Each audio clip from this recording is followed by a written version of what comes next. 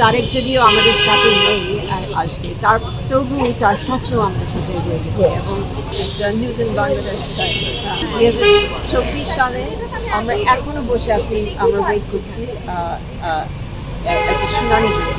এই দিনটা আমরা তারেক এবং মিশু সহ আমরা আরো 5 জন আমরা হারিয়েছি। তাদের কথা আমরা যদি মনে করিয়ে দিই, তো সেটার পাশাপাশি তাদের যে কাজ, তাদের স্বপ্ন, সেটাও আমাদের মনে পুরো করতে হবে। আমরা এটার পাশে আর একটা উদ্দেশ্য নিয়ে আমরা আসছি। আপনারা হয়তো জানেন যে আমাদের 4 বছর আগে 2017 সালে হাইকোর্ট থেকে একটা রায় দিয়েছে আমাদের পক্ষে, পুরোপুরি না কিন্তু পুরোপুরি আমাদের পক্ষে, কিন্তু সেটা আবার আপিলে গেছে।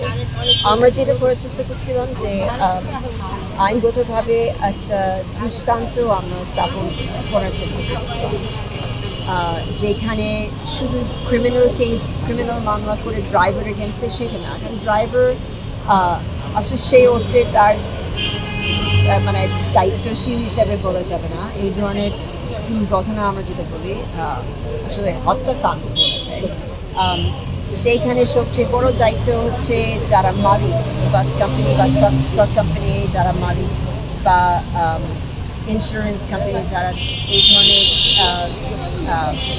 ড্রাইভার বাস এদেরকে ইন্স্যুরেন্স করে, তাদেরকে আমাদের দায়িত্বশীল করাতে হবে, হ্যাঁ, রেসপন্সিবল করতে হবে। তো সেই ক্ষেত্রে আমরা এই ক্ষতিপূরণের মামলাটা আমরা করলাম, যে যাতে মানুষজন বুঝতে পারে যে ক্ষতিপূরণটা একটা দান, এটা আমাদের একটা অধিকার। এবং এইভাবে কিন্তু অনেক সিস্টেমে যেখানে সমস্যা আছে সেখানে আমরা এই নিয়ম কানুন যেভাবে অনুযায়ী বা যেভাবে চলে, এটা যাতে আমরা একটু পরিবর্তন আনতে পারি, এই চাপটা সৃষ্টি করে।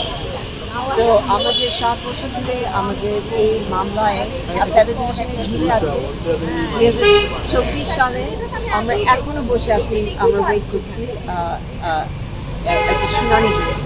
তো এই শুনানির জন্য হোক, আমাদের একটা নতুন প্রধান বিচারপতি হয়েছে, নতুন কোর্ট হয়েছে।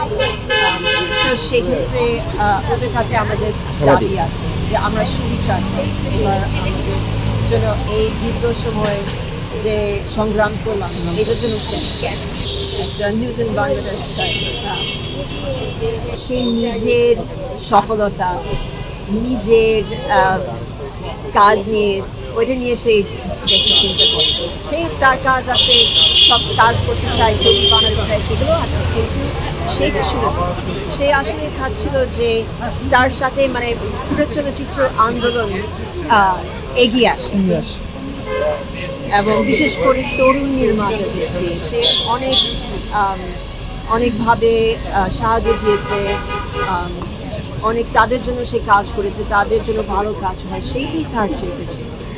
তা আমার মনে হয় তারেক যদিও আমাদের সাথে নেই আজকে, তবুও তার স্বপ্ন আমাদের সাথে রয়ে গেছে। এবং এই নতুন প্রজন্মের মধ্যে দিয়ে আমি দেখতে পাচ্ছি যে আরও ভালো ভালো ছবি হচ্ছে,